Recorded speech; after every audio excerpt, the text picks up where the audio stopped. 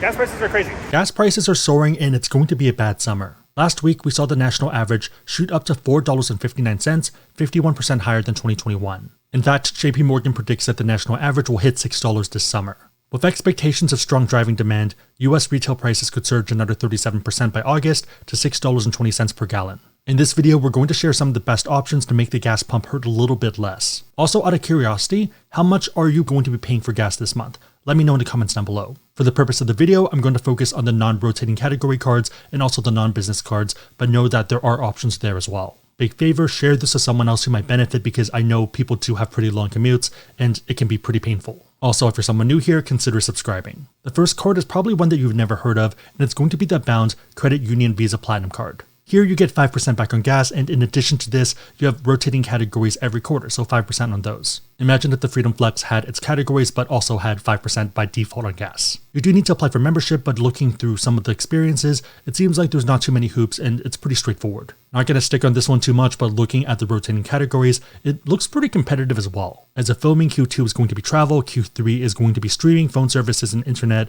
and Q4 is pretty awesome with Amazon. Overall, a pretty solid pickup. The main issue that I'm generally concerned with for these credit union cards is that they end up nerfing it. So they decrease the points, the bonuses and stuff, or sometimes just get rid of the card. In a lot of ways, credit unions generally are not going towards the masses, so that's kind of the disadvantage. Card number 2 is going to be a pretty common one for this channel, and it's a Citi Custom Cash. You're getting 5% on up to $500 per billing period, and for most people, pretty much per month, and this includes a lot of different categories. We have restaurants, gas stations, grocery stores, select travel, select transit, select streaming services, drugstores, home improvement stores, fitness clubs, and live entertainment. The big draw of the card is that you have a ton of optionality, and it can grow with you and fit into your life. For example, if you move closer to work, maybe you get a different type of vehicle, or maybe you move to a city where you don't drive as much, then this is still going to be useful. Also, as we alluded to with the first card, if they decide to get rid of gas as a category, this card still has utility. The other one might not be as useful. In effect, you can pretty much hot swap this card for any of the other categories that might be useful for you.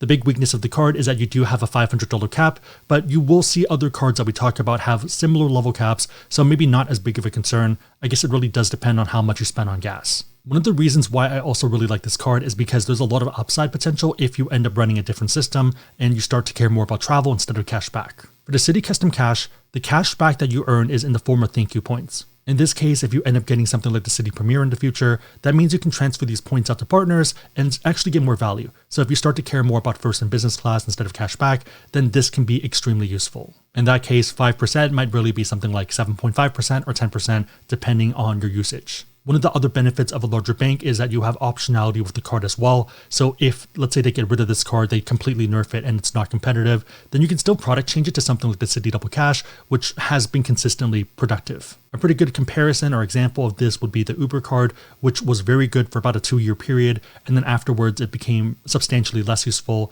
and people ended up just canceling it. In this case, you don't have to cancel it, you can just product change it to something else that's more useful. For me at least, the upside as well as the optionality of the earn rates and also optionality of the card itself makes it a pretty good competitor. On that note, if you do want to learn about this card or pretty much any other card out there and you want to support the channel, we do have links on the website, AskSebby.com, and also down below in the description box. Make sure that the links are competitive, but otherwise it's a huge way to support the channel, so thank you guys in advance. The next card is one that's been making a ton of waves, especially on the startup side. A bit of a mouthful, but it's going to be the Cardless New Orleans Pelicans card. I actually ended up expecting that to be a bit more of a tongue twister than it was. Cardless is basically a white labeling company that allows a lot of these other brands to work with them and issue their own cards. Right now, for the most part, it seems like it's going to be basketball teams as well as football clubs, so the European kind. With this card, you get 10% off at the Pelican Arena and also 10% off at the team store. In terms of multipliers, you get 4x back on Pelican tickets, a lot of the sports discounts as you kind of expect. For the 99% of people who don't know who McCollum is or who Zion is, then the one that you care about is going to be that you get 4x back for gas. On top of the competitive gas, you'll also get 4x back for bars and restaurants and also select food delivery services. I would say that 4x back for these categories are pretty competitive, especially for a no annual fee card. Also factor in that there's no cap for this, so no maximum. And also I find that startup solutions tend to have better UX and UI, so user experience and user interface, which I generally prefer. Given two products that are reasonably relatively safe and also have the same multipliers, I'm going to take the one that looks better and feels better. Points are going to be worth 1 cent per point here, so 4x is actually 4% back. There is one thing to be careful with, and that's the fact that you can only have one cardless card per customer. Another factor is that you can't product change 2 different cardless cards. You would actually have to close your card and open a new one. In this case, I think you could argue that there is a non-zero opportunity cost where if you take this card, then you're losing out on a potential other card that maybe is a better fit. So for example, for the Liverpool one, you're going to get 10% back on their official store and 5x for tickets and also ride sharing and streaming. Ironically, the one that's even better is a basketball team that might end up winning the finals this year, and that's going to be the Celtics card. Here you get 20% off at the Celtics store, 7x back on Celtics tickets, ride sharing and streaming, and 4x back for bars and restaurants. Still though, I think the 4% back on gas makes the Pelicans card a pretty easy recommendation unless you really like the Celtics and you want that 20% off. Number 4 is going to be another credit union, and some people have said it's been pretty hard to get approved, so your mileage may vary there. For the PenFed Platinum Rewards card, you're going to get 5x points back at the pump and also for EV charging stations. You get 3x for a bunch of different things such as supermarkets, and this one ironically includes Target and also Walmart's. It's about $5 to join PenFed, and you get that back if you decide to leave. Note and be careful that PenFed points, unlike a lot of other ones, are not actually worth 1 cent per point. So in this case, 5x back is 4 point something, not 5%. Depending on your source, these points are going to be worth 0.85 to 0.86 cents per point. Also, unlike a lot of the other options that we're looking at, cash back directly at least is not an option. Instead, you can get things like gift cards, merchandise, or redeem it towards travel. Interestingly, people have mentioned that you can get about 1.27 to 1.8 cents per point if you book hotels. Be careful that there are fees to book hotels through their platform, so I'm not really sure what to do there if you're booking more economic options because $25 does add up. Also for airline tickets, it's going to be a $15 fee. So in this case, 5x back is about 4.25% upwards to 6.35 or maybe 9% back. In a lot of ways, it really just depends on what they decide to do and also what they decide to put on their platform and how they price everything. That's generally why I'm a bit hesitant on credit union cards, because for them, if a card becomes unprofitable in a wild way, then they're just going to either cut it off or make it so that it is profitable. Other places like Citi or Chase will happily lose money if they are making more money on other sides or kind of cross-selling you to other products like mortgages. For credit unions, their cards represent a decent amount of their income, but that's not really the case for something like Chase. For Chase, I would argue that their trading team is probably the turkey or the prime rib, especially if you look at the numbers. In that case, investment banking is probably the bread or maybe the mashed potatoes,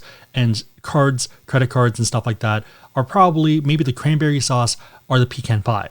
So for example, investment banking revenue is about $3.2 billion, while credit card is about a third of that at $1.2 billion. Card number 5 and number 6 are going to be the Costco and the Sam's Club cards. Of the two, I would say the Sam's Club card is a little bit better, but honestly, it just depends on which place you go to. For the Sam's card, you're getting 5% back on gas on your first $6,000 in spend per year. Or in effect, if you do the math, that's about $500 per month in spend, similar to the Citi Custom Cash. Citi Costco card is 4% on gas on up to $7,000 in spend per year. So yes, Sam's Club is a higher earn rate, but you need to decide which one you prefer. And I find that for a lot of people, it's not even necessarily that, it's which one's closest to you. If I have a Sam's Club that's 10 minutes away and a Costco that's 30 minutes away, you're probably going to Sam's Club. If you're someone that has high gas spend, I'd probably grab one of these cards, whichever one is relevant for you, and then probably another card on top of that, just so you have more flexibility. Hopefully this holds true when I actually published a video, but as of filming, Costco as well as Sam's Club, so Walmart in that case because they own them, have both been doing pretty decently.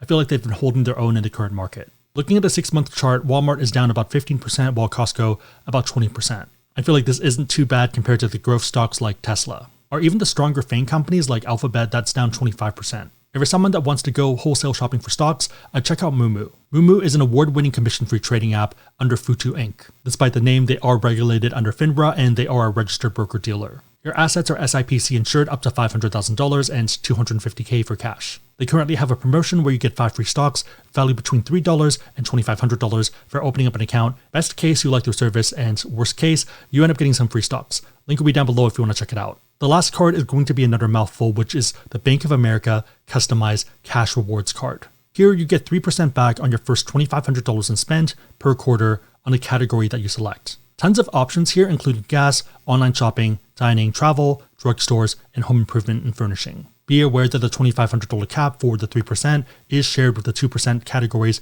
so maybe only use this card for specific things. Basically, you don't want to waste the room if you don't need to. The interesting thing about Bank of America is that if you have more assets with them or Merrill Lynch, then you can actually earn more points. So they have 3 different levels. They have gold, platinum, and platinum honors. If you don't have any status, if you just have normal, then you have 3%, and 3% is 3%. With gold, 3% is going to be 25% higher, so that's going to be 3.75%. With platinum, it's 50% higher at 4.5%. Platinum is the highest at 75% more, and that's 5.25%. The asset requirement for those levels are going to be $20,000, $50,000, and $100,000. With that said, though, if you do have your investments of Merrill Lynch, then 5.25% isn't too bad at all. The honorable mention for the video would be the Citi Premier card. There is a $95 annual fee, but you get 3x back on a crap ton of categories. So this includes restaurants, supermarkets, gas stations, air travel, as well as hotels. Depending on how you want to use the points, 3x could either be 3%, or if you transfer it out to partners, could easily be something like 4.5 to 6% if you want to do aspirational stuff. It also ties into a Citi setup pretty easily, so there's a lot of upside there.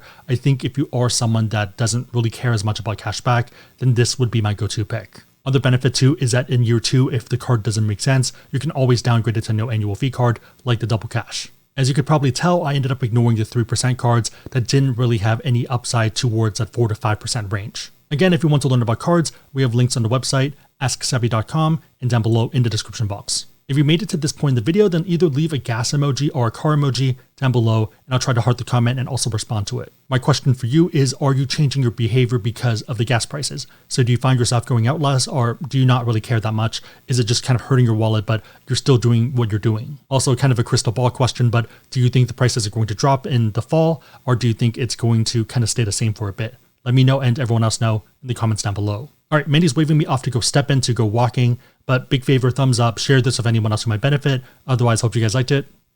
See you guys next time.